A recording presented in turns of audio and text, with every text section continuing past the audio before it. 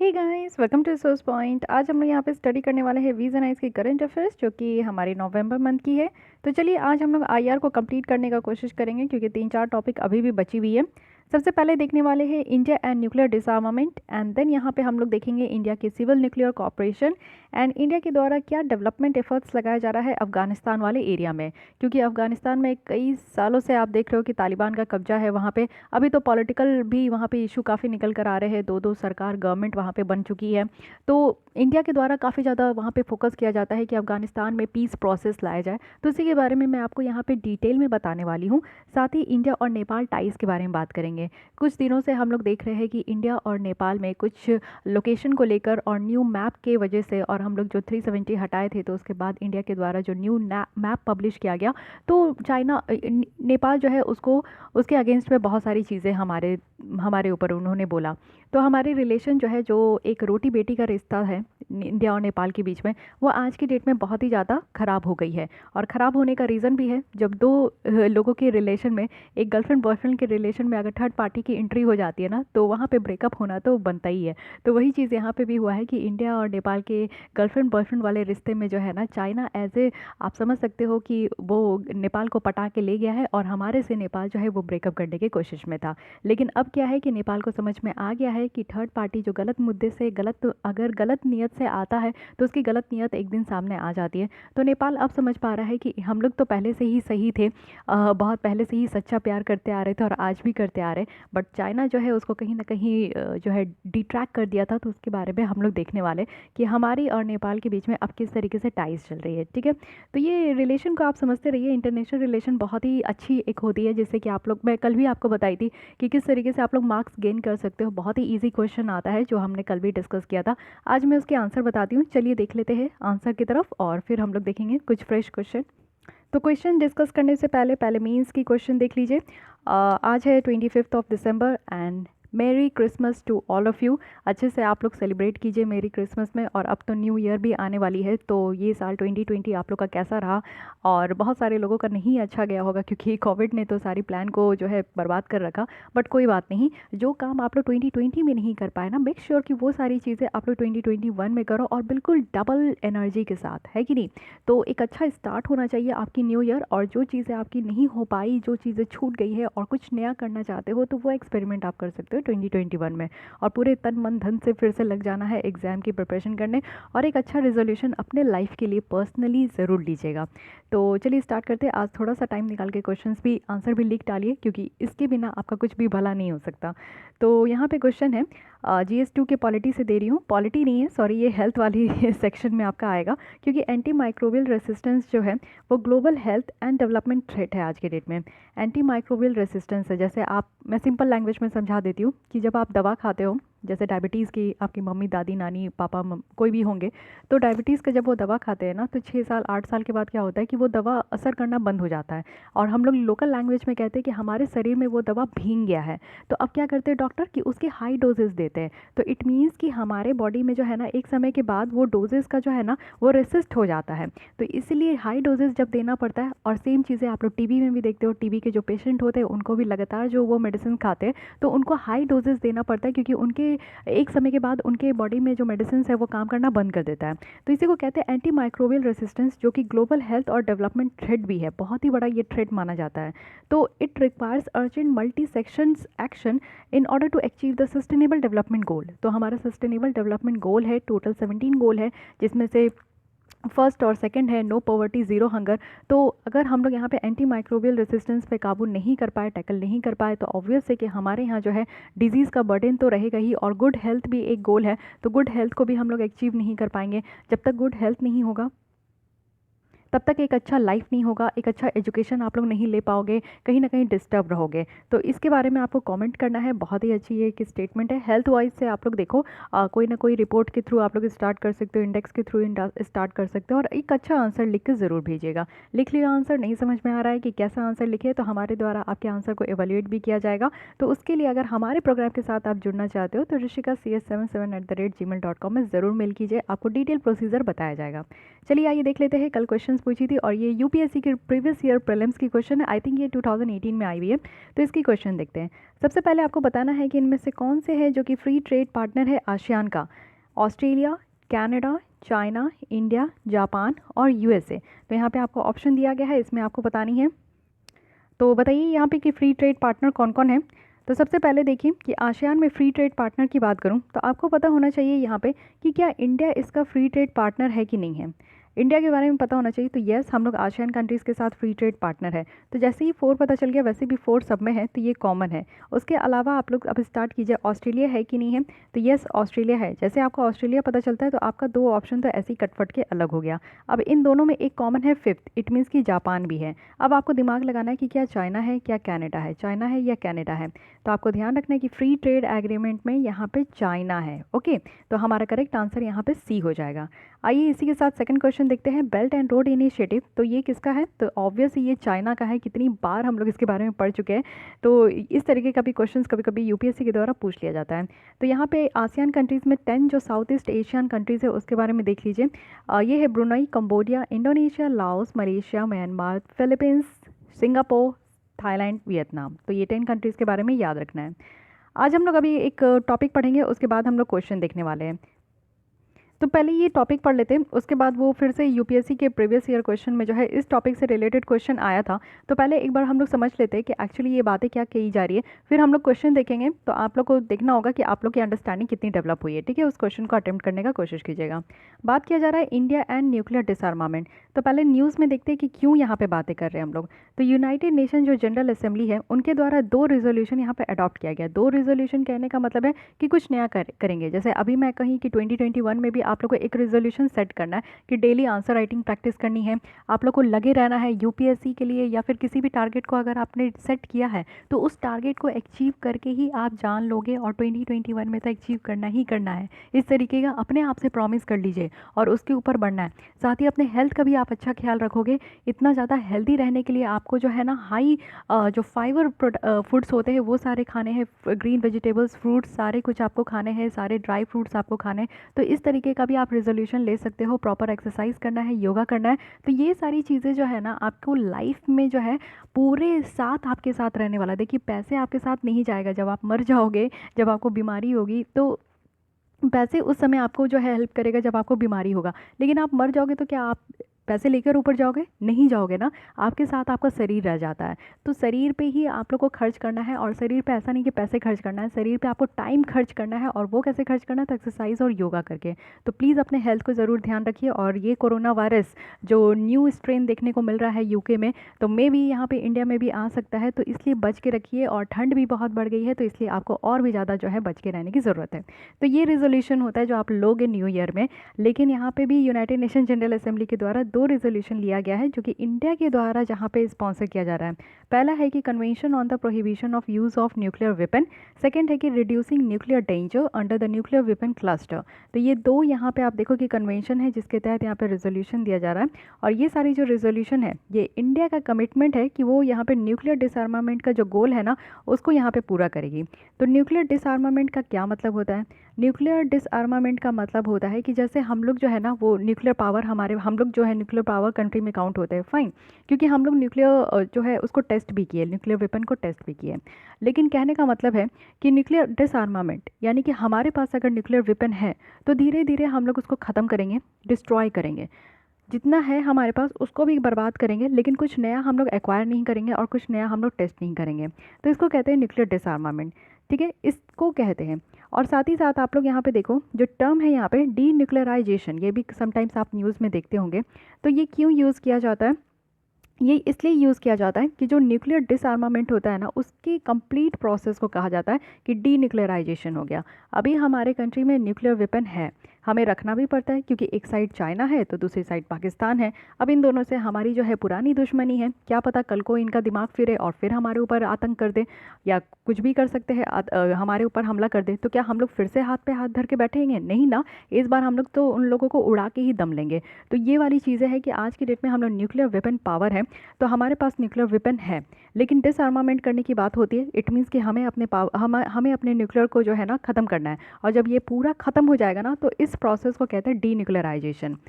US bombing की अगर बात करें, जो हिरोशिमा यानी कि जापान में जो हिरोशिमा में जो यूएस के द्वारा जो बॉम्ब किया गया था, और नागासाकी का, जो कि हर कोई तो याद करता है, हर एक साल हम लोग सेलिब्रेट इन द सेंस कि याद करते हैं और ये प्रार्थना करते हैं कि ऐसा दोबारा कहीं पे भी ना हो। 1945 में जो ये किया गया था, तो काफ़ी ज़्यादा इफेक्ट देखने को मिला था। इसको कहते हैं कैटेस्ट्रॉफिक इफेक्ट, जो न्यूक्लियर वेपन का देखने को मिला। यानी कि जो बॉम्बिंग हुआ था ना यूएस के द्वारा हिरोशिमा और नागासाकी में, वो एक ही बार नहीं हुआ था, वो रह रह के हो रहा था। यानी कि 5 मिनट में फिर एक जगह तबाही, फिर 2 मिनट में दूसरी जगह तबाही, 4 मिनट में फिर दूसरी जगह तबाही। और इतना ज़्यादा बॉम्बिंग अटैक हो रहा था ना, जिससे कि वहाँ की अर्थ जो है ना वो शेक करने लगी थी। तो बहुत ज़्यादा इसको कहते हैं कैटास्ट्रॉफिक इफेक्ट, यानी कि एक बार बॉम्बिंग हो गया ना तो उसका इफेक्ट बार बार देखने को मिल रहा है, कुछ कुछ समय में लगातार देखने को मिल रहा है। तो न्यूक्लियर वेपन का इस तरीके से कैटास्ट्रॉफिक इफेक्ट हो रहा था, जिससे कि पूरे वर्ल्ड वाइड जो है ना काफ़ी ज़्यादा ये चीज़ों को बढ़ावा मिल गया कि नहीं, अब यहाँ पे इसको रोकना है। यानी कि इस तरीके का जो न्यूक्लियर वेपन जो सारे कंट्रीज रख रहे हैं ना, इसको कम करने का ज़रूरत है और कंट्रोल भी करना है। और जिस कंट्री के पास न्यूक्लियर वेपन है उसको डिसआर्मामेंट भी करने की ज़रूरत है, यानी कि ख़त्म करने की ज़रूरत है। यूनाइटेड नेशंस के द्वारा ऐसा कहा गया कि न्यूक्लियर वेपन को जो है ना एलिमिनेट करना है। और ये फर्स्ट रेजोल्यूशन कब अडॉप्ट किया गया था? 1946 में यूनाइटेड नेशन जनरल असेंबली में ये अडॉप्ट किया गया था। ये जो रेजोल्यूशन है ना, एक कमीशन के द्वारा इसको इस्टेब्लिश किया गया था, और वो ये बताते हैं कि जो भी प्रॉब्लम यहाँ पे निकल कर आ रहा है एटॉमिक एनर्जी के डिस्कवरी से रिलेटेड, वो सारे अगर हम लोग यहाँ पे देखें तो ये एक बहुत बड़ा प्रॉब्लम है, क्योंकि एटॉमिक एनर्जी के ऊपर डिस्कवरी लगातार चलते जाता है, और यही वो एटॉमिक एनर्जी है जिसके कारण जो है बड़े बड़े भयंकर बॉम्ब बनाए जाते हैं। तो ये जो यहाँ पे डिस्कवरी हो रहा है ना, इसी प्रॉब्लम को यहाँ पे डील करने के लिए इस तरीके का रेजोल्यूशन लाया गया था। और अल्टीमेटली कमीशन के द्वारा ये कहा गया था कि हम लोग एक तरीके का यहाँ पे प्रपोजल लाएंगे, जिससे कि नेशनल आर्मामेंट जो है एटॉमिक वेपन का, उसको एकदम ख़त्म करना है। यानी कि जितने भी कंट्रीज़ के पास न्यूक्लियर वेपन है उसको पूरी तरीके से ख़त्म करना है। कोई भी कंट्री के पास अगर न्यूक्लियर वेपन नहीं होगा तो आगे चल के इस तरीके का अटैक भी देखने को नहीं मिलेगा। तो ये चीज़ें यूनाइटेड नेशन के द्वारा कहा गया था। फाइन, तो न्यूक्लियर डिसआर्मामेंट क्या होता है ये समझ गए आप लोग। अब देखते हैं कि और यहाँ पे रेजोल्यूशन के बारे में। पहला रेजोल्यूशन क्या है? Convention on the prohibition of the use of nuclear weapon, यानी कि न्यूक्लियर वेपन के इस्तेमाल को रोकना। ये इंडिया के द्वारा टेबल किया गया था, कब से? तो 1982 से, वो भी जनरल असेंबली में। और ये रिक्वेस्ट किया गया था कि यहाँ पे डिसआर्मामेंट होना चाहिए जेनेवा में, कि जिससे कि यहाँ पे इंटरनेशनल जो कन्वेंशन है उसको नेगोशिएट करना है। तो इंडिया के द्वारा ये कहा गया था कि वो इसको नेगोशिएट करेंगे और न्यूक्लियर वेपन का जो इस्तेमाल है उसको यहाँ पे रोक देंगे किसी भी सर्कमस्टांसेस में। सेकेंड है कि जो रेजोल्यूशन है यानी कि न्यूक्लियर डेंजर को कम करने का, ये भी 1998 से निकल कर आया है। यानी कि ग्लोबल अटेंशन यहाँ पे लाया गया है कि जो यहाँ पे एक्सीडेंटल यूज़ होता है न्यूक्लियर वेपन का, तो उससे क्या क्या रिस्क होता है और उससे क्या क्या क्षति होती है ना, उसको यहाँ पे सारे वर्ल्ड वाइड इसको यहाँ पे अटेंशन लाया गया। और इससे क्या है कि इससे यही कहा गया कि जो न्यूक्लियर डेंजर हो रहा है, यानी कि न्यूक्लियर इस्तेमाल करके जो यहाँ पे रिस्क अराइज हो रहा है, ये सारे रिस्क को कम करना है। और कम कैसे होगा? तो न्यूक्लियर वेपन को ख़त्म करके ही होगा। तो ये दो कन्वेंशन है, इसको ध्यान रखिए। अब इंडिया का रोल देखते हैं, यानी कि इंडिया क्या कहती है ये ग्लोबल न्यूक्लियर डिसआर्मामेंट के ऊपर।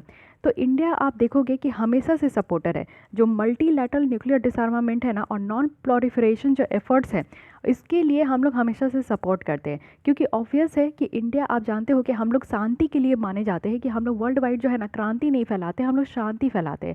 यानी कि शांति से हम लोग बात करेंगे। आप लोग देखते हो कि हम लोग कितने ज़्यादा शांत हैं कि चाइना वाले हमारे कंट्री में आके घुस भी जाते हैं, हमारे आर्मियों को शहीद भी कर देते हैं, शहीद भी हो जाते हैं, लेकिन उसके बावजूद भी जो है ना हम लोग का खून उतना जल्दी नहीं खौलता है। बहुत देर के बाद होता है, जब सर से पानी ऊपर हो जाता है ना, तब मुझे लगता है कि हमारा जो है खून खौलता है। तो हमारे अंदर पेशेंस भी बहुत ज़्यादा है। हम लोग चाहते हैं कि किसी भी चीज़ को जो है ना बातचीत करके शांति तौर पे जो है सारी चीज़ों को सेटल किया जाए। लेकिन कुछ लोग ऐसे होते हैं ना जो बिना क्रांति किए मानते नहीं है, तो उनके लिए हम लोग को इस तरीके का स्टेप उठाना पड़ता है।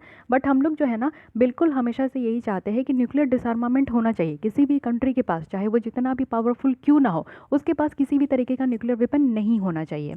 अगर बहुत सारे ओकेजन में देखें तो इंडिया के द्वारा ये भी अपॉर्चुनिटी लिया गया है कि यहाँ पे यूनिवर्सल और कंप्लीट और नॉन डिस्क्रिमिनेटरी डिसआर्मामेंट होना चाहिए। यानी कि यूनिवर्सल, कि पूरे वर्ल्ड वाइड कोई भी एक कंट्री के पास न्यूक्लियर वेपन नहीं हो, सबको ही इसको ख़त्म करे और कंप्लीट तरीके से करे। यानी कि थोड़ा बहुत छुपा के रख लिए इधर उधर, वो काम नहीं चलेगा भाई।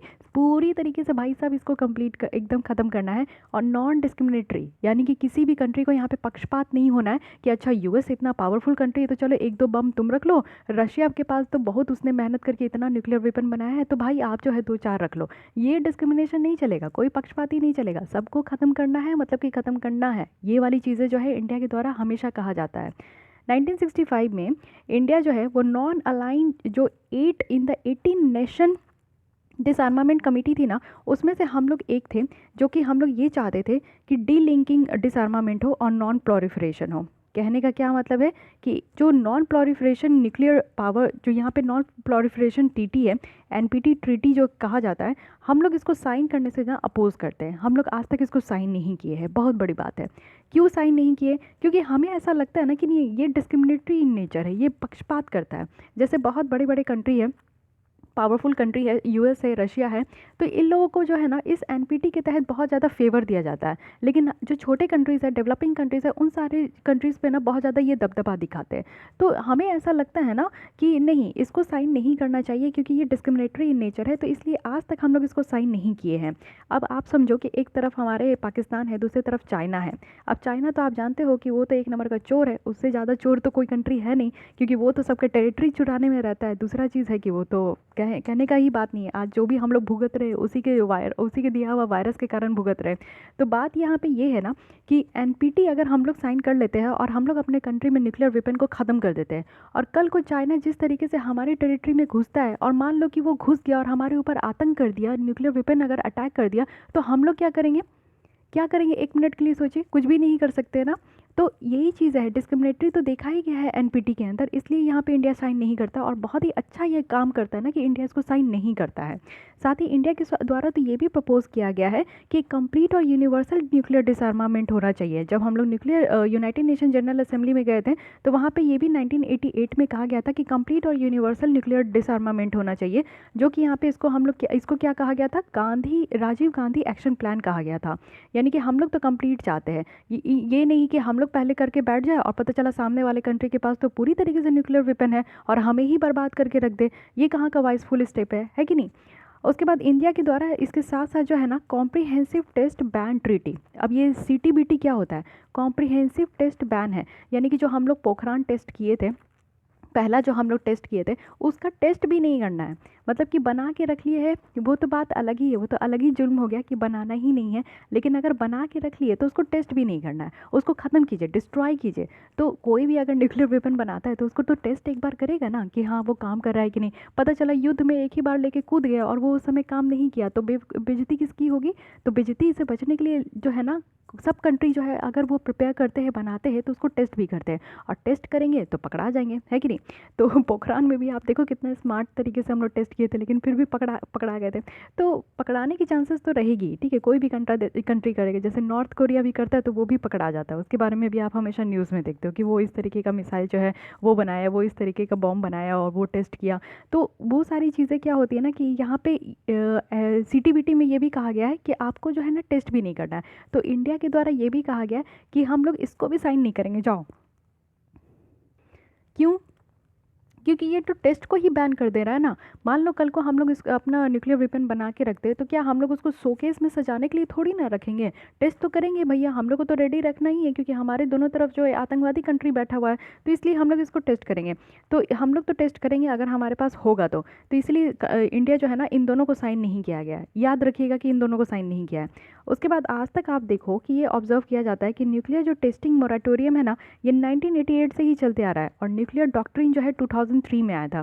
इंडिया के द्वारा ये कहा गया था कि वो कमिटमेंट कर रहा है कि न्यूक्लियर वेपन फ्री वर्ल्ड होना चाहिए, यानी कि किसी भी कंट्री के पास इस तरीके का जो है वेपन नहीं होना चाहिए। हम लोग ये 2003 से ही कमिट कर रहे हैं। अगर पूरी कंट्री इस तरीके से अपना न्यूक्लियर वेपन को ख़त्म कर देगी तो हम लोग भी ख़त्म कर देंगे, हम लोग को कोई शौक नहीं है रखने का। लेकिन ये न्यूक्लियर डॉक्ट्रिन इसको कहा जाता है, जो 2003 में था। इंडिया के द्वारा जो है ना ये रिसेंट जो इन्फोर्समेंट था, यानी कि यहाँ पे treaty on prohibition of nuclear weapon, इसको भी यहाँ पे अपोज किया गया था, जिसमें इंडिया को ये लगता था ना कि ये कॉम्प्रिहेंसिव इंस्ट्रूमेंट नहीं है डिसआर्मामेंट में, और इसमें जो न्यूक्लियर आर्मामेंट का जो वेरिफिकेशन है ना वो कहीं ना कहीं बाहर है। इसमें न्यूक्लियर आर्मामेंट का जो है वेरिफिकेशन भी सही तरीके से नहीं होता है। तो हम लोग जो है ना यहाँ पे इसको भी अपोज किए थे, treaty on prohibition of nuclear weapon. तो ये भी ध्यान रखिएगा कि अभी तक इससे न्यूक्लियर वेपन से रिलेटेड जितनी भी ट्रीटी है ना, हम लोग इससे बाहर ही है, क्योंकि ट्रस्ट ही नहीं हो रहा है कि हम लोग जो है ना यहाँ पे अगर हम लोग इसको डिसआर्मामेंट कर दे तो दूसरी कंट्री करेगी कि नहीं करेगी, ये ट्रस्ट नहीं हो पा रहा है, इसलिए हम लोग इस पर काम नहीं कर रहे हैं। तो इतनी बातें समझ गए। अब एक बात और समझते हैं कि कॉन्फ्रेंस ऑन डिसआर्मामेंट, जिसको सीडी बोलते हैं, तो ये है क्या। सबसे पहले समझिए कि इसका जो फॉर्मेशन हुआ वो 1979 में हुआ, और एक सिंगल मल्टीलैटरल डिसआर्मामेंट नेगोशिएशन फोरम जैसा, यानी कि यहाँ पे मल्टीलैटरल भी है लेकिन सिंगल मल्टीलैटरल ये डिसआर्मामेंट नेगोशिएशन फोरम है जो कि इंटरनेशनल कम्युनिटी का है। यानी कि एक एग्रीमेंट था जो कि मेंबर स्टेट्स के द्वारा चलाया जा रहा था, और वो कब, जब फर्स्ट स्पेशल सेशन चल रहा था यूनाइटेड नेशन जनरल असेंबली का, तो इस समय जो है ना एक अलग से स्पेशल सेशन जो चल ही रहा था जिसमें कि डिसआर्मामेंट की बात की जा रही थी, और ये जो बात स्टार्ट हुआ था ये 1978 में हुआ था। फाइन। तो डिसआर्मामेंट का जो होता है ना कि जैसे कोई भी टॉपिक के बारे में पहली बार आप बात करते हो, तो कोरोना वायरस के बारे में भी पहली बार बात किया गया, तो वही डिसआर्मामेंट के बारे में जब पहली बार बात किया गया तो वो 1978 में किया गया। इसके बाद क्या हुआ कि फाइनली एक साल के बाद जो है एक सिंगल मल्टीलैटरल डिसआर्मामेंट नेगोशिएशन फोरम हुआ, जिसमें कि ये जो है कॉन्फ्रेंस ऑन डिसआर्मामेंट ये निकल कर आया कि हाँ ठीक है, यानी कि यहाँ पे सारे कंट्रीज़ जो है एक ही चीज़ों पे काम करेंगे, यानी कि अपने कंट्री में अगर न्यूक्लियर वेपन है तो उसको ख़त्म करेंगे। अब जब से ये कंक्लूजन हुआ है नेगोशिएशन का, यानी कि सीटीबीटी की अगर बात करूँ, कॉम्प्रिहेंसिव टेस्ट बैन ट्रीटी, जो कि 1996 में निकल कर आया है, तो ये जो आपका कॉन्फ्रेंस ऑफ ऑन डिसआर्मामेंट है ना वो डेडलॉक्ड है, यानी कि इस पर काम ही नहीं हो रहा है। फर्दर इसके ऊपर ना बात हुआ, ना इसके ऊपर कोई भी तरीके की डिस्कशन हुई, ना ये प्रोसेस आगे चला, ये ख़त्म हो गया। क्योंकि इससे पहले तो यही निकल कर आया गया, यानी कि पहले तो बात ये होता है ना कि आप अपने कंट्री में न्यूक्लियर वेपन अगर बन गया है, पहले तो न्यूक्लियर वेपन बनानी नहीं है, लेकिन अगर बन गया है तो उसको टेस्ट नहीं करना है। टेस्ट करेंगे तभी तो पता चलेगा ना कि हाँ आपके तो आप जो न्यूक्लियर वेपन लेकर आए हो या बन गया है तो वो आपका काम कर रहा है कि नहीं कर रहा है। तो सबसे पहली बात है ना कि बैन कर दो, यानी कि टेस्ट ही को बैन कर दो। तो इस पर बहुत ज़्यादा फोकस किया गया। पहले तो बात ये किया जा रहा था कि न्यूक्लियर वेपन को डिस्ट्रॉय करना, फाइन, बट डिस्ट्रॉय करना वो आपका सेकेंडरी लेवल पे काम हो गया। पहले तो है कि उसको टेस्ट ही नहीं करने देना है, तो काम किस पे, फोकस किस पे सब चला गया, तो टेस्ट बैन करने पे फोकस चला गया। और ये जो है ना ये ऐसे के ऐसे ही रह गया। कॉन्फ्रेंस ऑन डिसआर्मामेंट जो है ना इसके ऊपर फिर कभी बात नहीं हुई, तो इसलिए इसके बारे में जो है ना आप लोग कभी ज़्यादा डिस्कशन नहीं देखोगे।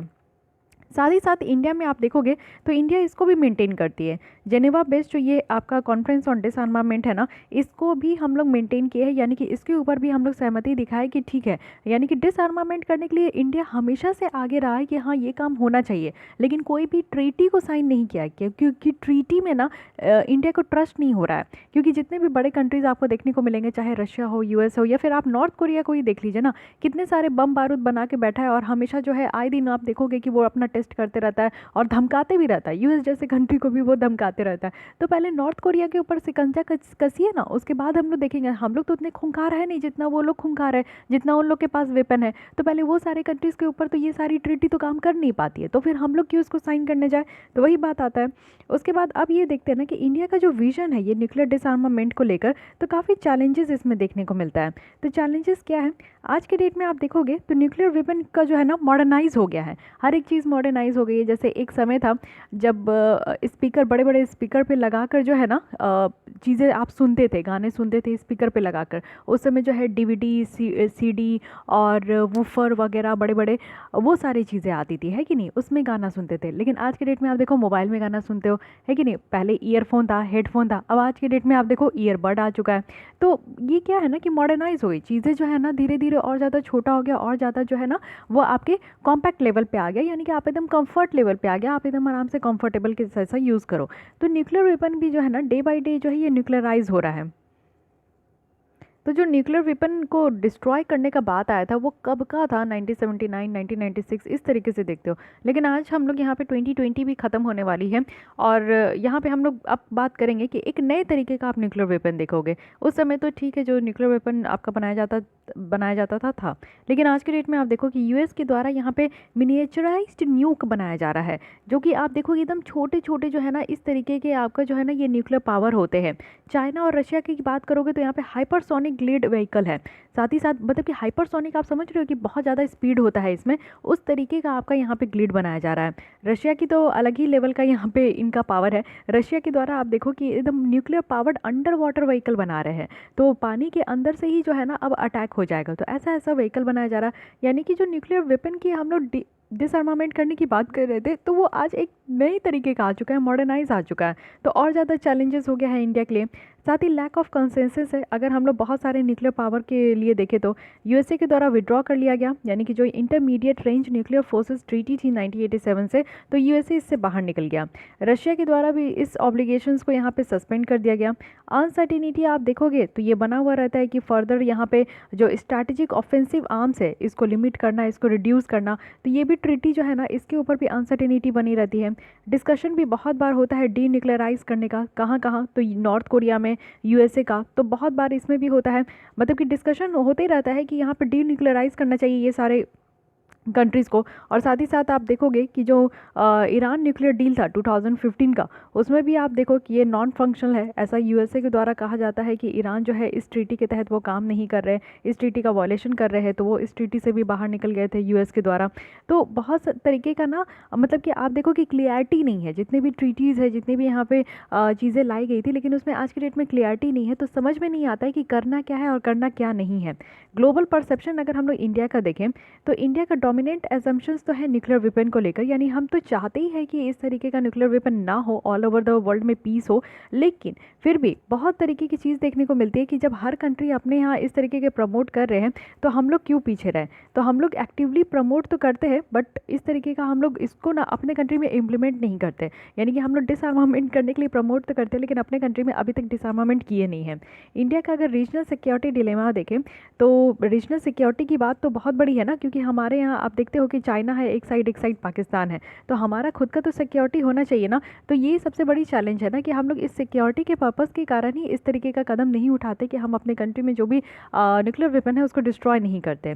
कंक्लूजन में बताया जा रहा है कि जो नॉन प्रोलिफरेशन और ग्लोबल डिसआर्मामेंट डिस्कशन है ना, इसमें एक मोमेंटम शिफ्ट की ज़रूरत है। यानी कि ये जो पहले से चलते आ रहा है ना, वही आज के भी डेट में चलते आ रहा है। कुछ नया इसमें बात नहीं हो रहा है, कुछ नया इसमें जो है ना इम्प्लीमेंट नहीं हो रहा है, कुछ न्यू पॉलिसी लानी चाहिए, आज की डेट के हिसाब से लानी चाहिए, तो कुछ भी नया नहीं है यहाँ पे। कंक्रीट रिस्पांस की भी यहाँ पे कमी देखने को मिलती है। जो न्यूक्लियर पावर है उनकी तरफ से यहाँ पे अच्छा खासा रिस्पांस भी नहीं आता, जिसके कारण इंडिया में आप देखो कि एक अपॉर्चुनिटी है कि वो यहाँ पे जो है ना नॉन प्रोलिफरेशन और जो डिसआर्मामेंट डायलॉग है उसमें वो बने रहे, और इससे जो क्रेडिबिलिटी है इंडिया का वो और ज़्यादा मजबूत होगा, और एक रिस्पॉन्सिबल स्टेक होल्डर यहाँ पे निकल कर आएंगे रीजनल और ग्लोबल न्यूक्लियर कॉन्टेक्स्ट में। यानी कि हम लोग जो इस तरीके से बने रहते हैं और हमारा जो यहाँ पे पर्सपेक्टिव होता है कि नहीं, हमें डिसआर्मामेंट में हम लोग प्रमोट करते हैं कि हर एक कंट्री को वर्ल्ड वाइड जो है ना पीस को प्रमोट करना चाहिए, और पीस शांति तभी आएगी जब किसी भी कंट्री में इस तरीके का न्यूक्लियर वेपन नहीं होगा।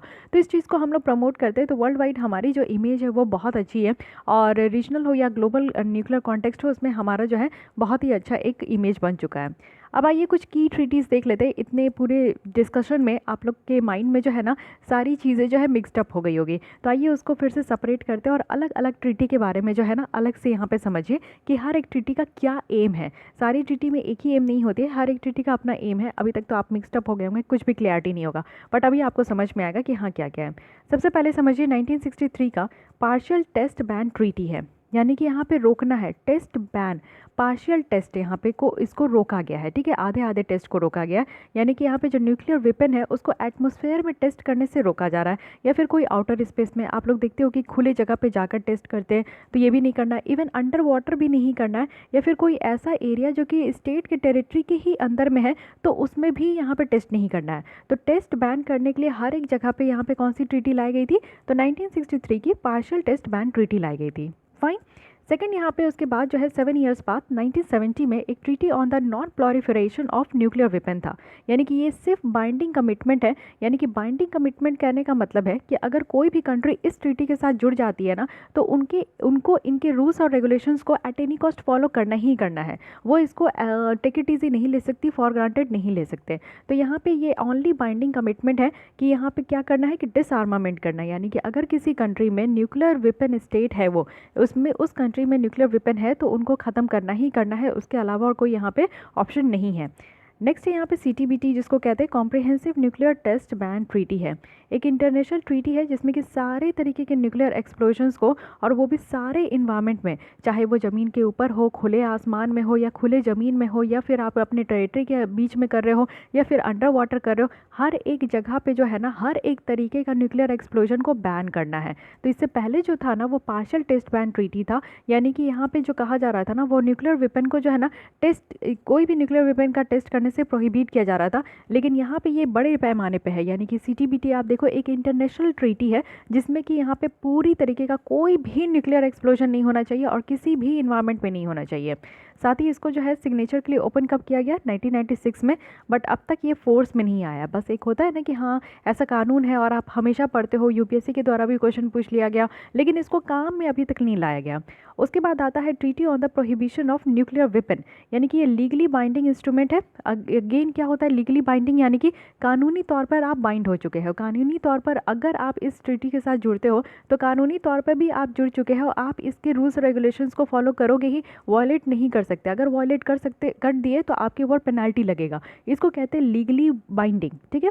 तो यहाँ पे treaty on the prohibition of nuclear weapon, यानी कि न्यूक्लियर वेपन तो आपको रखना ही नहीं है, पार्टिसिपेट ही नहीं करना है किसी भी न्यूक्लियर वेपन एक्टिविटीज़ से, जिसमें कि आप या तो उसको डेवलप करो, या तो टेस्ट करो, या तो प्रोड्यूस करो, या तो दूसरे कंट्री से एक्वायर कर लो, या खुद ही पोजेस कर लो, या तो आपके पास है तो उसको स्टॉक में करके रखो, या फिर उसको यूज़ करो दूसरे न्यूक्लियर वेपन्स को, वेपन कंट्री को डराने के लिए। तो आपको किसी भी तरीके का काम नहीं करना है।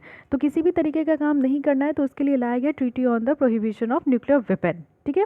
कुछ और भी एग्रीमेंट है, ग्रुप है, जो कि ये चाहते हैं ना कि जो फिजाइल मटेरियल्स का जो प्रोलिफरेशंस होता है, इतने सारे मटेरियल्स जिससे कि न्यूक्लियर वेपन्स वगैरह बनाया जाता है या फिर कोई डिलीवरी व्हीकल्स है, तो उन सारी चीज़ों को रोकना है।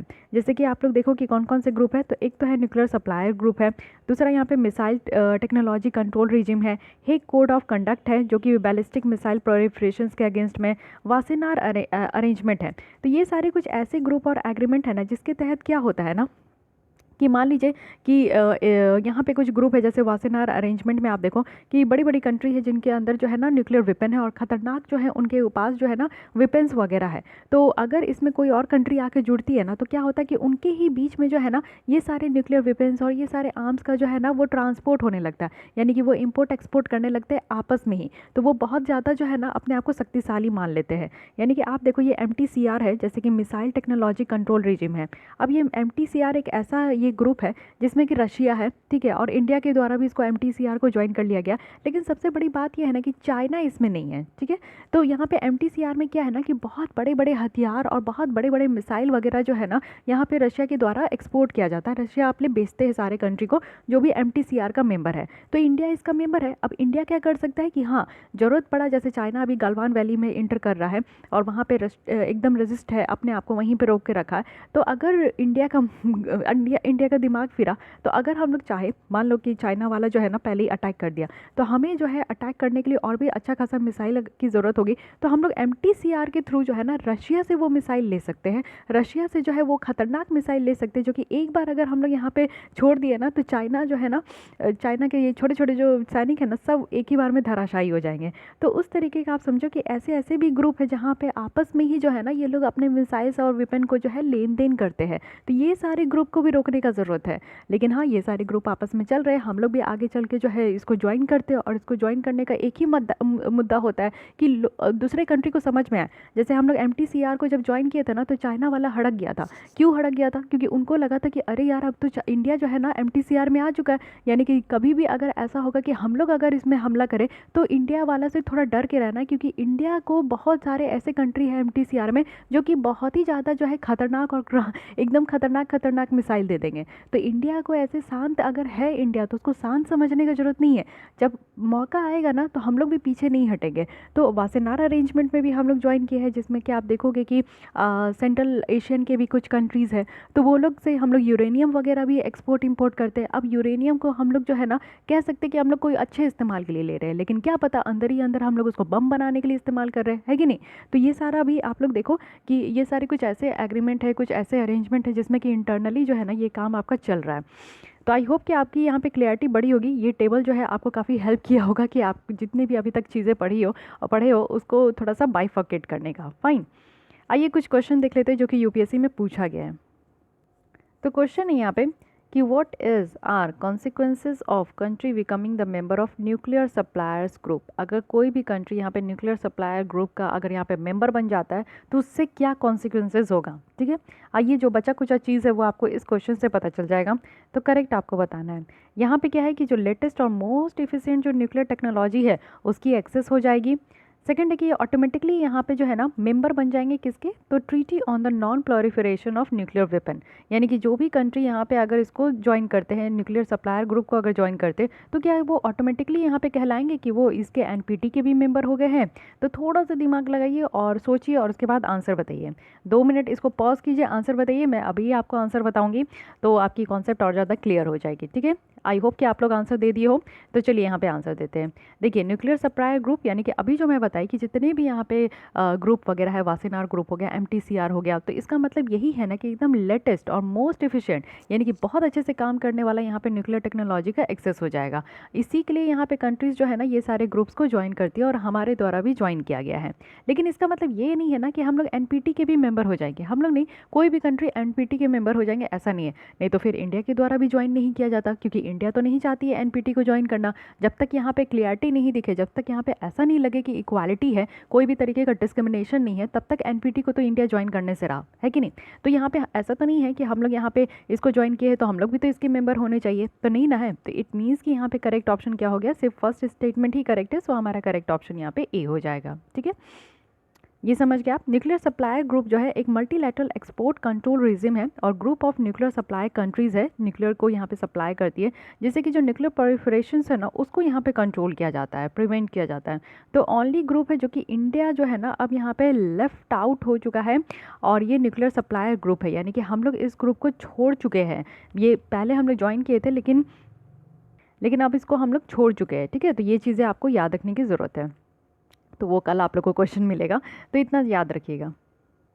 ठीक है, तो समझ गए। देखिए कैसे क्वेश्चंस बनते हैं यूपीएससी में, क्योंकि कॉन्सेप्ट बेस्ड क्वेश्चन बनते हैं। अगर आप ये कॉन्सेप्ट, क्योंकि ये सेकंड स्टेटमेंट तो आपने देखा कि कहीं भी नहीं लिखा था, लेकिन आपको यहाँ पे कॉन्सेप्ट अपना डेवलप करना है, यानी कि पूरी तरीके से क्लियर होगा ना तो आप इस क्वेश्चंस को आसानी से अभी आप टैकल कर लिए होंगे, है कि नहीं। लेकिन अभी भी आप अगर नहीं समझे होंगे तो आपको फिर भी वो क्वेश्चन टफ लग रहा होगा। तो नहीं समझ में आता है तो कमेंट कीजिए, मैं आप लोग का आंसर देती हूँ, बताती हूँ कि क्या सही है क्या गलत है।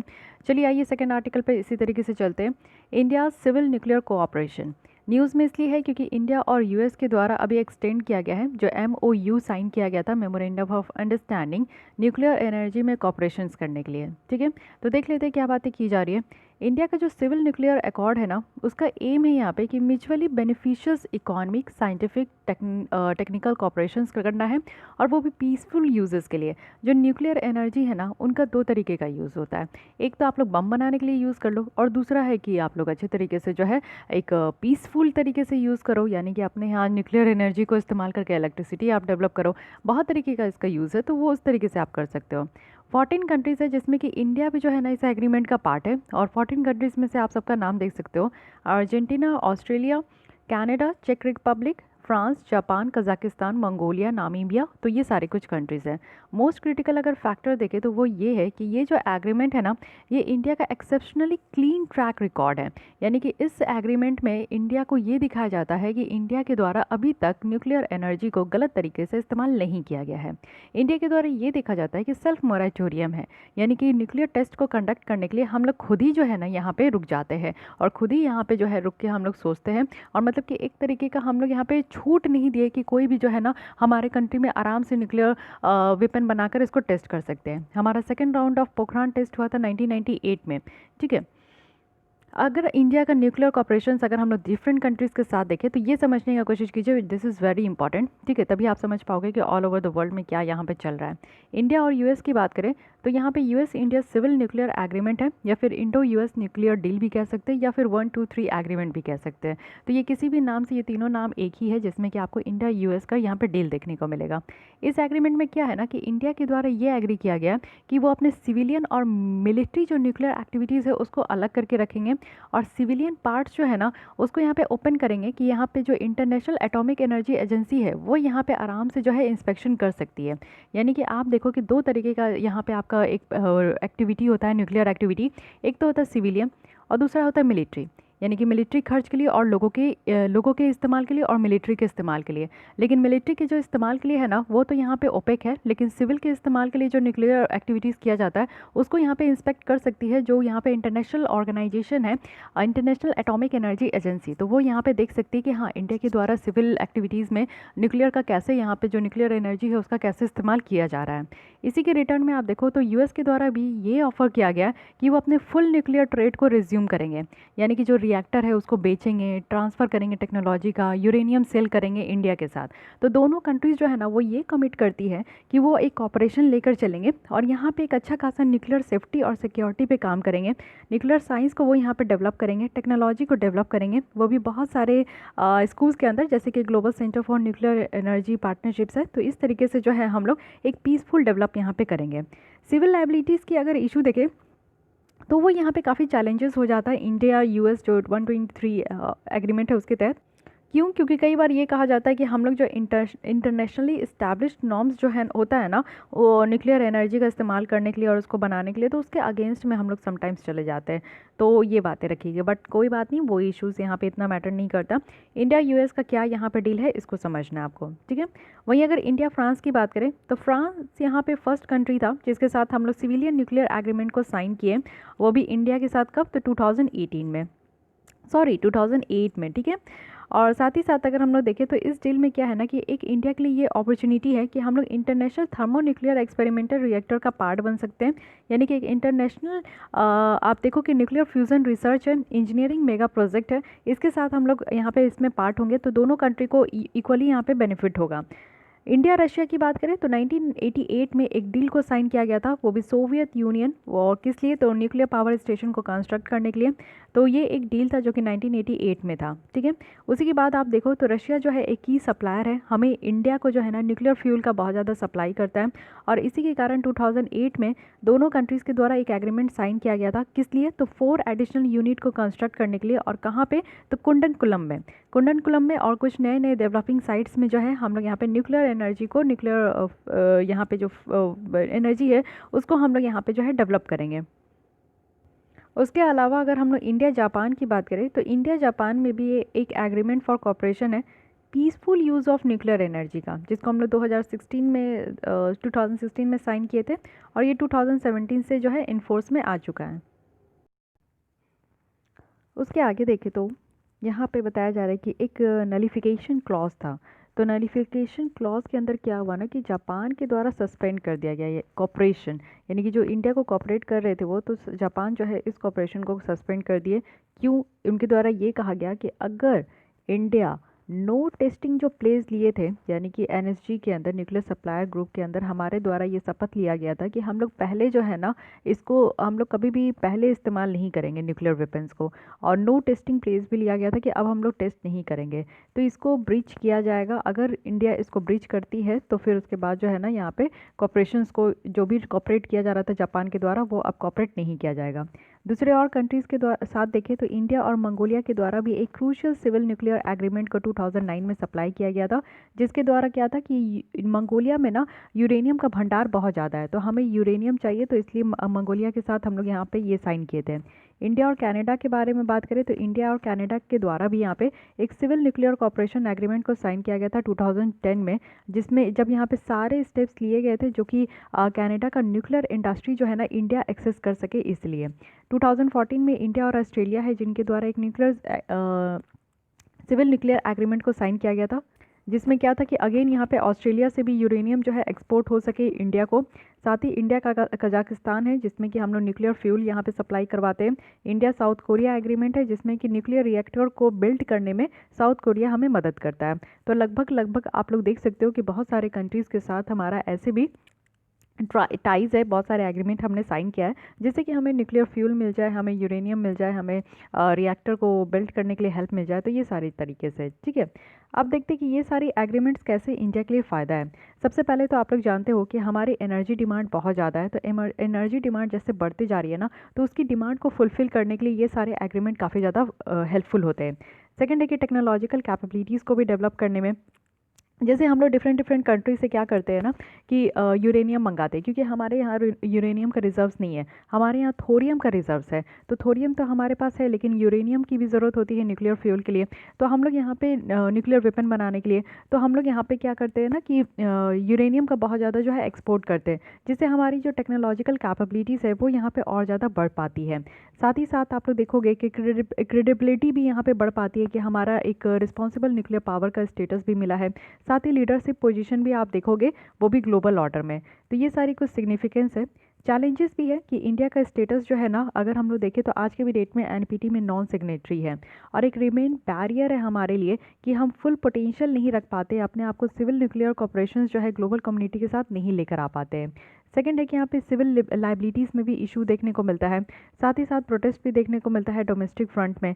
तो बहुत सारे मल्टीपल कंसर्न है इसके लिए, इसलिए यहाँ पे प्रोटेस्ट भी बहुत ज़्यादा देखने को मिलता है। अभी इंस्टेंट में ही आप लोग देखोगे तो 1990 में जब यहाँ पे कुंडन कुलन जो प्रोजेक्ट था तमिलनाडु का वो अनाउंस हुआ था, तो प्रोटेस्ट यहाँ पे जो उसके अगल बगल रहने वाले लोगों का निकल कर आ गया। उनके द्वारा कहा जा रहा था कि एक तो ये इन्वायरमेंट के लिए बेटर नहीं है, क्योंकि कहीं पे भी ये न्यूक्लियर अगर प्लांट सेटअप किया जाता है तो अगल बगल का इन्वायरमेंट थोड़ा पॉल्यूटेड हो जाता है, और उनके अगल बगल रहने वाले लोगों के लिए थोड़ा प्रॉब्लम हो जाता है, क्योंकि पानी को डाइवर्ट कर दिया जाता है, यानी कि जहाँ से पानी नॉर्मल जाता है वो न्यूक्लियर प्लांट में चला जाने का यहाँ पे रहता है। तो पानी की कमी का यहाँ पे प्रॉब्लम हो सकता है, साथ ही साथ इन्वायरमेंट पॉल्यूशन बढ़ सकता है, नॉइज़ पॉल्यूशन बढ़ता है। तो इसलिए यहाँ पे लोग जो है ना इस तरीके के न्यूक्लियर प्लांट को काफ़ी ज़्यादा जो है अपोज भी करते हैं। तो ये सारे प्रोटेस्ट भी देखने को मिलता है। वे फॉरवर्ड में यही बताया जा रहा है कि एक ग्रोइंग कंसर्न है न्यूक्लियर सेफ्टी को लेकर, सिक्योरिटी को लेकर।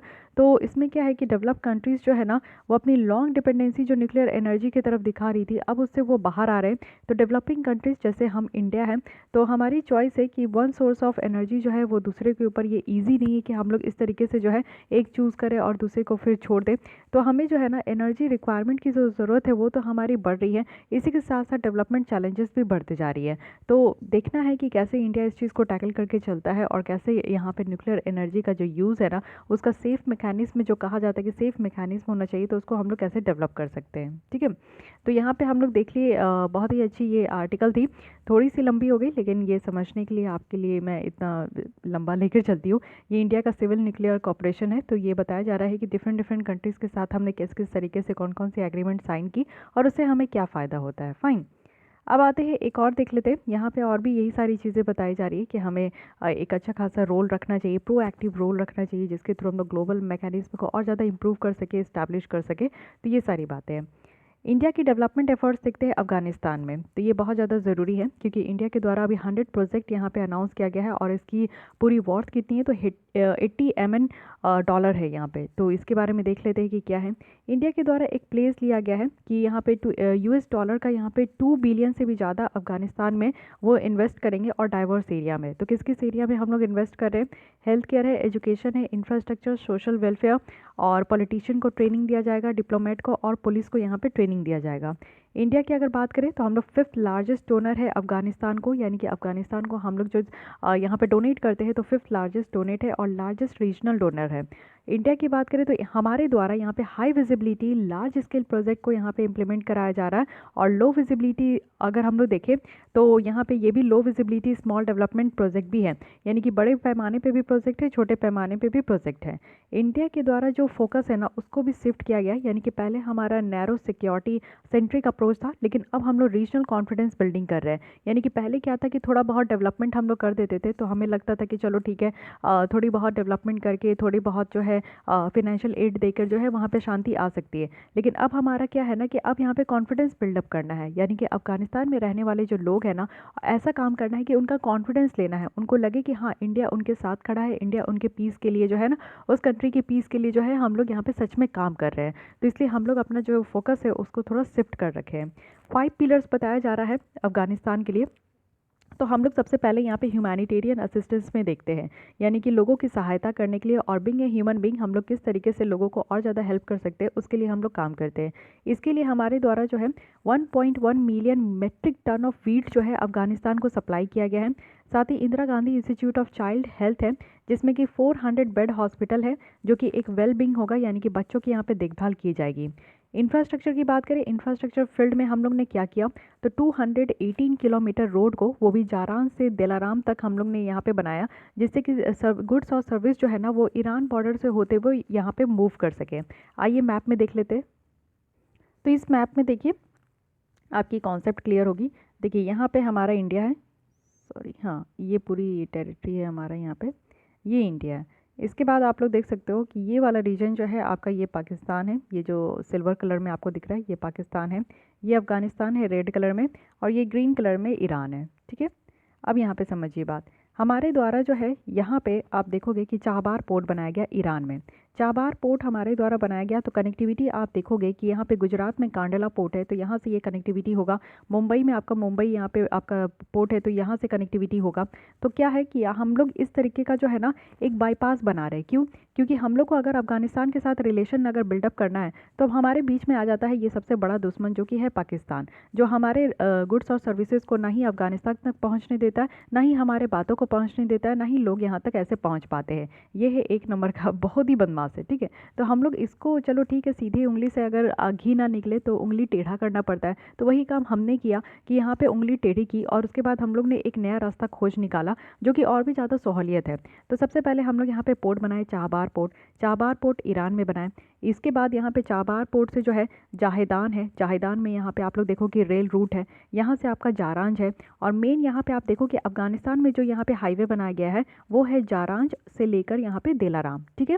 तो जारांज टू देलाराम है, ये हमने यहाँ पे हाईवे बनवाया जिससे कि सामान हमारा जो है यहाँ पे सी रूट के थ्रू हमारा सामान यहाँ पे चाबार पोर्ट में पहुँचे, लेकिन उसके बाद जो है रेलवे और रोडवेज के थ्रू जो है सामान हमारा अफगानिस्तान में पहुँचे। तो ये हमारे द्वारा यहाँ पे बनाया गया है। तो सबसे पहला इंफ्रास्ट्रक्चर आप लोग ने देख लिया, ठीक है।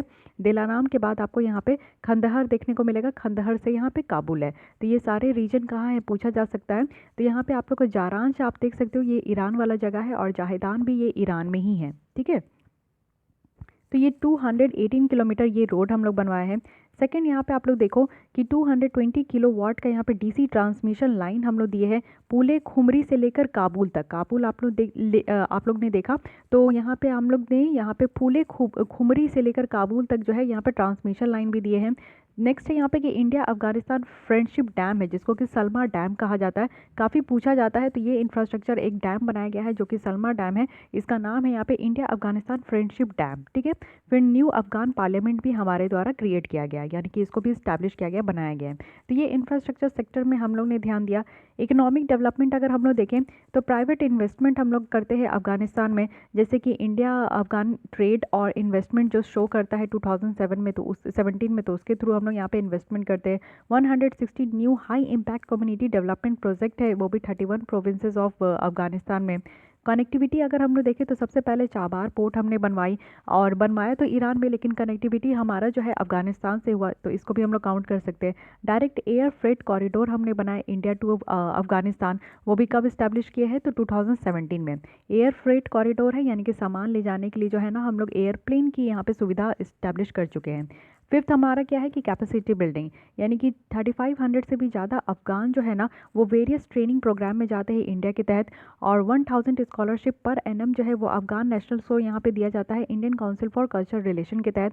500 यहाँ पे Indian technical and economic cooperation slot है जो कि अफगानिस्तान को दिया जाता है एनुअली, जिससे कि उनका एडमिनिस्ट्रेशन और गवर्नेंस जो है और ज़्यादा मजबूत हो।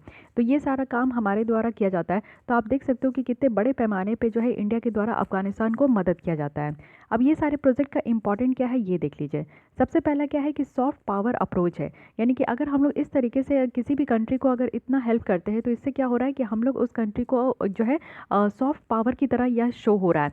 यानी कि अफगानिस्तान तो यही सोचेगा ना कि चलो इंडिया जो है इतना पावरफुल है कि वो दूसरे कंट्री को भी हेल्प कर सके। एक समय था जब हमें दूसरे कंट्री से मदद लेनी पड़ती थी, लेकिन आज एक समय है जब हम दूसरे कंट्री को यहाँ पे मदद करते हैं। डिमांड ड्रिवन स्ट्रैटेजी है, यानी कि आप लोग देखो कि जब हमारा डिमांड था, यानी कि अफगानिस्तान से हमारी रिलेशन अच्छी है, हमारा वहाँ पे जो है एक्सपोर्ट इंपोर्ट अच्छा होता है, एक अच्छा कंट्री है जिसमें कि हम लोग अपने सामान को एक्सपोर्ट करते हैं, तो हम लोग अपने एक्सपोर्ट को इंक्रीज़ भी कर सकते हैं, एक अपॉर्चुनिटी है। तो वहाँ के लोगों को डिमांड भी है कि इंडिया का सामान वो यूज़ करते हैं, तो डिमांड है, तो डिमांड ड्रिवन स्ट्रैटेजी है, यानी कि जो भी डिमांड है उस हिसाब से ये स्ट्रैटेजी लिया गया है। साथ ही कनेक्टिविटी है, एक मिनट एक मैप में देखिए, तो इस मैप में आप देख सकते हो कि सेंट्रल एशिया के साथ हम लोग कनेक्टिविटी बैठा सकते हैं। यानी कि सेंट्रल एशिया से अगर हमें कनेक्टिविटी बैठानी है तो आप लोग देखते हो कि एक तरफ तो है यहाँ पे पाकिस्तान है, दूसरी तरफ चाइना है, तो हम लोग वहाँ से जा नहीं पाते, चाइना भी काफ़ी बार ब्लॉकेट करता है। तो ये एक बहुत अच्छा तरीका है कि अफगानिस्तान से होते हुए यहाँ पे आप देखोगे कि Turkmenistan, Tajikistan, Uzbekistan, Kyrgyzstan, Kazakhstan सारे कंट्रीज़ है जिसमें कि हम लोग बेटर तरीके से यहाँ पे पहुँच पाएंगे। तो इस तरीके से हमारा कनेक्टिविटी भी बढ़ेगा। अफ़गान की जो यहाँ पे कनेक्टिविटी है वो भी इम्प्रूव होगी। अफ़गानिस्तान में आप इंफ्रास्ट्रक्चर देखो वो अच्छा खासा डेवलप हो रहा है। साथ ही साथ हाई विजिबिलिटी वहाँ पे प्रोजेक्ट चल रही है, ट्रेड है, ट्रांजिट है, यहाँ पे कनेक्टिविटी है, वो सारी चीज़ें बढ़ेगी और सर्विस डिलीवरी भी बढ़ेगा यहाँ पे। तो जितना ज़्यादा कनेक्टिविटी बढ़ेगी रोड का, रेलवे का, रोड का और जो वाटरवेज है, ये सारी कनेक्टिविटी बढ़ेगी तो अपने आप जो है ना वो सर्विस भी यहाँ पे बढ़ जाएगा। इंडिया की अगर बात करें तो वो ट्रेनिंग और कैपेसिटी बिल्डिंग में भी काफ़ी इन्वेस्ट करता है। साथ ही साथ लेकिन फिर भी इतना ज़्यादा हम लोग काम कर रहे हैं लेकिन कोई ना कोई चैलेंजेस ज़रूर रह जाती है। तो फर्स्ट चैलेंजेस है यहाँ पे सिक्योरिटी कंसर्न। नाटो लीड जो सिक्योरिटी असिस्टेंस फोर्स पर्सनल है तो उनका विड्रॉवल अगर हम लोग अफगानिस्तान से देखें तो इससे कुछ कंसर्न जो है यहाँ पे निकल के आ सकता है। क्यों? क्योंकि अनस्टेबल यहाँ पे अफगानिस्तान के जो है गवर्नमेंट है। तो यहाँ पे कहीं ना कहीं देखो, जिस जिस कंट्री में अगर अच्छा खासा गवर्नमेंट ना हो तो उस कंट्री में जो है ना टेररिज्म और गलत चीज़ें जो है पनपने में ज़्यादा टाइम नहीं लगता है। अफ़गानिस्तान की सरकार जो है इस चीज़ को कंट्रोल नहीं कर पा रही। वहाँ तो अभी 2 सरकार चल रही है, दोनों वहाँ पे इलेक्ट होकर आए हैं। तो वो लोग जो है ना अपना अपना चला रहे हैं। तो उस तरीके के कंट्री में जहाँ ऑलरेडी डिस्प्यूटेड है, जहाँ कुछ भी सही तरीके से मैनेज नहीं किया जा रहा है, तो वहाँ पे टेररिज्म जो है अच्छे तरीके से फैलाया जा सकता है। अगर अफ़गानिस्तान में टेररिज्म फैल गया तो आप लोग समझ सकते हो कि ऑलरेडी हम लोग पाकिस्तान से जूझ रहे हैं तो अफ़गानिस्तान से भी हम लोग जूझने लगेंगे। तो ये हमारे लिए एक सिक्योरिटी पॉइंट ऑफ व्यू से बहुत ही ज़्यादा डेंजर वाली बात आती है। साथ ही साथ अगर आप देखो कि तालिबान का सपोर्ट, तालिबान को पूरी तरीके से जो है ना पाकिस्तान सपोर्ट करता है। तो अगर पाकिस्तान को कौन सपोर्ट करता है? चाइना सपोर्ट करता है। तो कहीं ना कहीं अगर ये सपोर्ट तालिबान को ज़्यादा मिल गया और तालिबान ज़्यादा और पावरफुल हो गया और ज़्यादा कब्जा करने लगा अफगानिस्तान में, तो हमारे लिए और ज़्यादा प्रॉब्लम हो सकता है। क्योंकि हम लोग ने इतना ज़्यादा डिमांड ड्रिवन जो स्ट्रैटेजी लेकर चला, इतना ज़्यादा हम लोग ने जो है खर्चे किए, इतने ज़्यादा जो है कनेक्टिविटी बढ़ाने की कोशिश की, तो हमारी मेहनत जो है वो उस पर पानी फिर जाएगा। साथ ही प्रोजेक्ट कंप्लीशन में डिले देखने को मिलता है। आपको पता है कि हमारे द्वारा जो है प्रोजेक्ट अगर कहीं पे भी हम लोग इंफ्रास्ट्रक्चर प्रोजेक्ट लेते हैं तो हमारे कंट्री में तो डिले होता ही है। आप देखते हो कि कोई भी डैम को, कोई भी हाईवे को 10 साल में, 15-17 साल में जो है पूरा किया जाता है, क्योंकि पैसे की कमी कहने को मिलता है, बहुत सारी इश्यूज़ निकल कर आती है।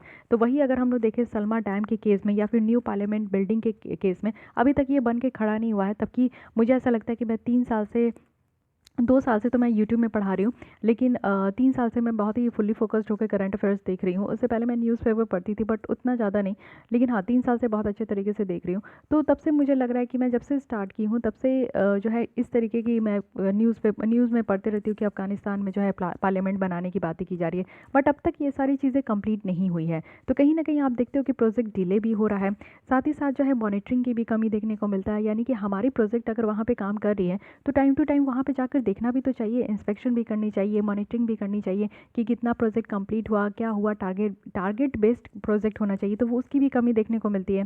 सस्टेनेबिलिटी की भी चैलेंज हो जाती है, यानी कि डाउटफुल रह जाता है प्रोजेक्ट कि हमारा प्रोजेक्ट जो है कंप्लीट होगा कि नहीं।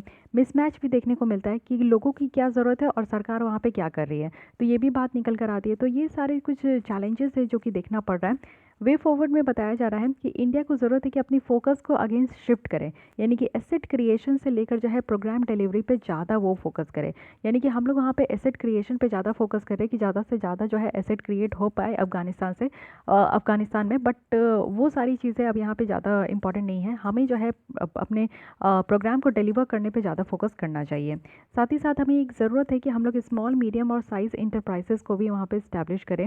साथ ही साथ पुअर पीपल्स जो कि वहाँ पे ग्रामीण क्षेत्र में रह रहे हैं, उनकी क्या ज़रूरत है, उनको हम लोग को एड्रेस करना चाहिए। साथ ही इंटरवेंशन करना चाहिए एग्रीकल्चर सेक्टर्स जो कि बहुत ज़्यादा ज़रूरत है, तो उनको वहाँ पे हम लोग को हेल्प करना चाहिए। अकाउंटेबिलिटी मैकेनिज्म हो, यानी कि अगर हमने कह दिया कि हम ये सारी चीज़ें करेंगे, मदद करेंगे, तो बिल्कुल भी ट्रांसपेरेंसी के साथ हमें मदद करना चाहिए। ब्रॉड बेस्ड अप्रोच होनी चाहिए जिसमें कि कुछ भी जो भी इंटरेस्ट है अफगानिस्तान में तो वो ओवरलैपिंग ना हो और बेटर तरीके से हम लोग काम कर सकें। कुछ और डेवलपमेंट प्रोजेक्ट अगर आप इंडिया की तरफ से देखोगे जो कि हम लोग अपने नेबरिंग कंट्री को काफ़ी हेल्प कर रहे हैं, तो भूटान में अगर हम लोग देखें तो इंडिया के द्वारा यहाँ पे भूटान का लार्जेस्ट जो डेवलपमेंट पार्टनर है वो देखने को मिलता है कि हम लोग बहुत बड़े पार्टनर हैं यहाँ पे। और भूटान भी हाईएस्ट रेसिपिएंट है हमारे इंडिया का ओवरशिप एड का, तो बहुत ही ज़्यादा मदद लेता है हमसे और मदद देता भी है।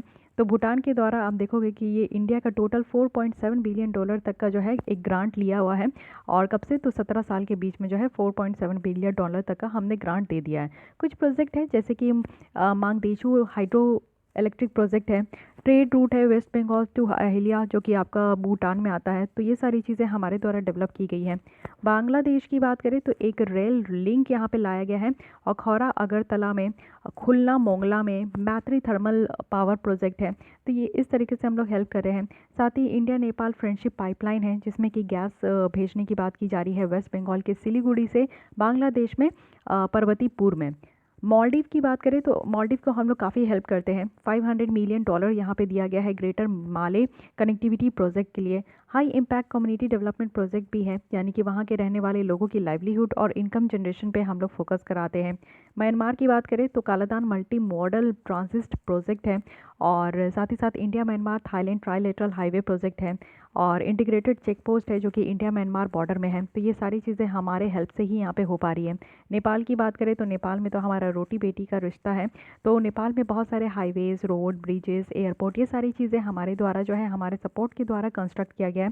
साथ ही साथ India Nepal economic cooperation programme भी है, और जिसमें कि हम लोग काफ़ी हेल्प कर रहे हैं। मल्टी डायमेंशन है ये।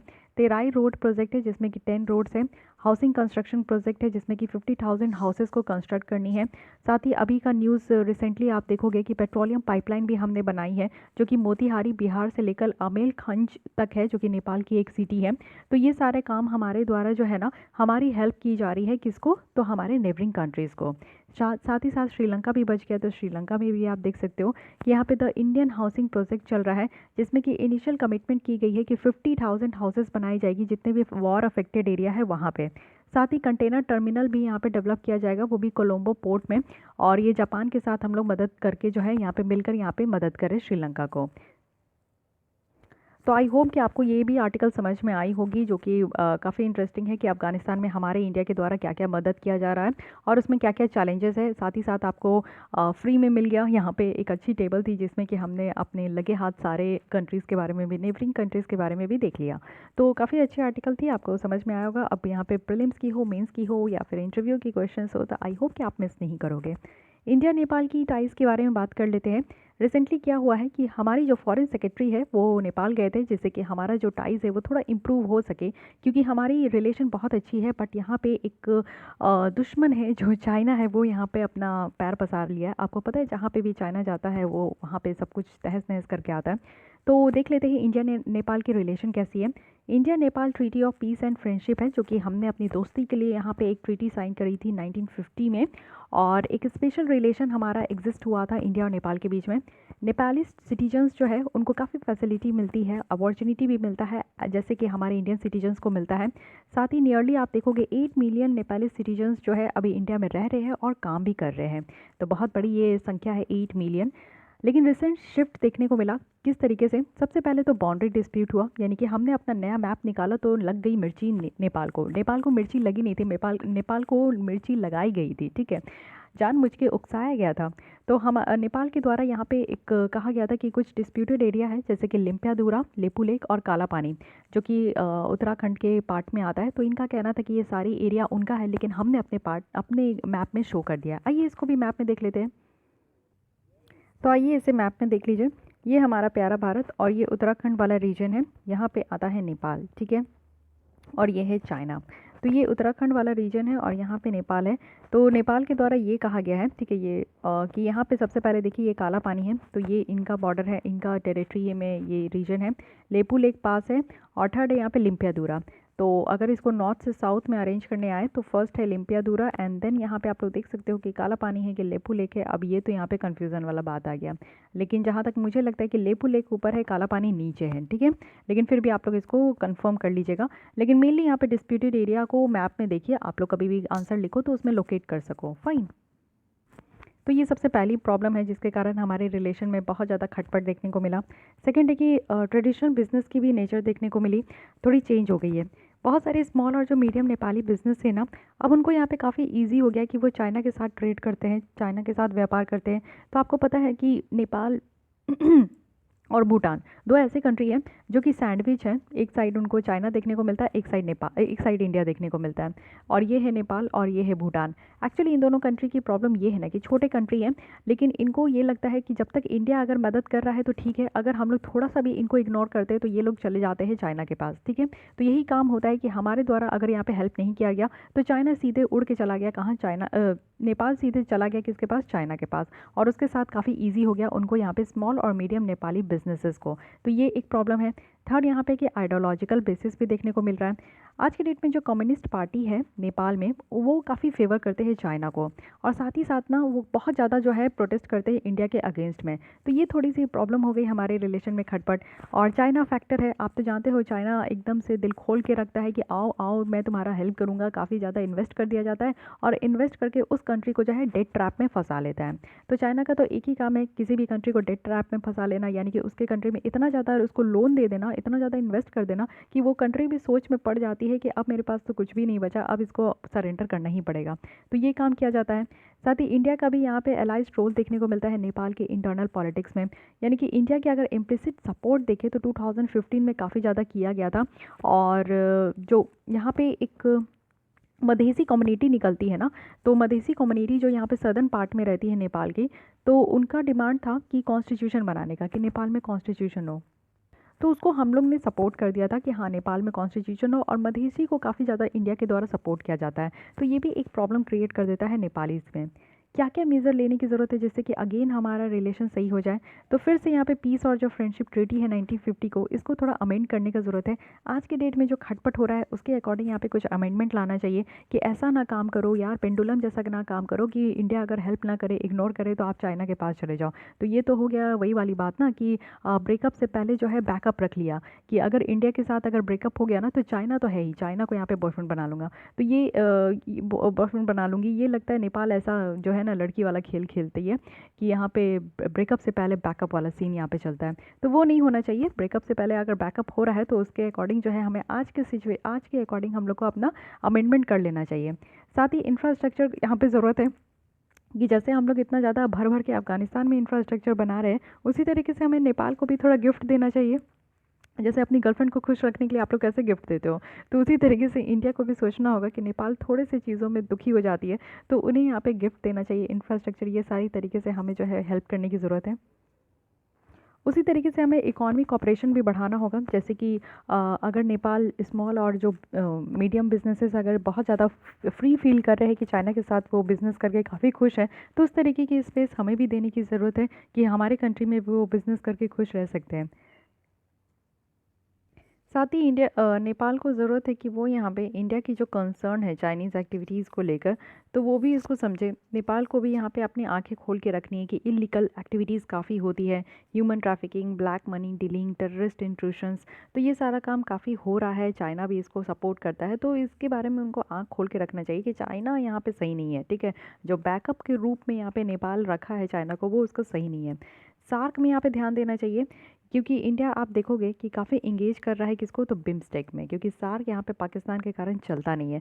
तो बिम्स्टेक हो गया, साथ ही यहाँ पे बांग्लादेश, भूटान, इंडिया नेपाल इनिशिएटिव भी है। तो ये सारे कुछ इंस्टीट्यूशन है मल्टी सेक्टोरल कॉपरेशन से, जिसके तहत जो है यहाँ पे और ज़्यादा ध्यान देना चाहिए।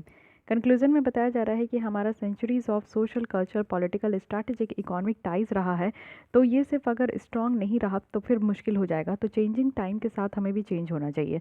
जैसे आज के डेट में आप टेक्नोलॉजी की बात करते हो, आज के डेट में सब कुछ डिजिटल हो रहा है, तो अभी भी आप लोग अगर कैश में ही अगर पेमेंट करने का आदत रखोगे, आप लोग अभी यूपीआई नहीं यूज़ करना जानोगे, पेटीएम यूज़ करना नहीं जानोगे, नहीं सीखोगे ये सारी चीज़ें, तो कहीं ना कहीं आपको प्रॉब्लम होगा ही होगा, है कि नहीं।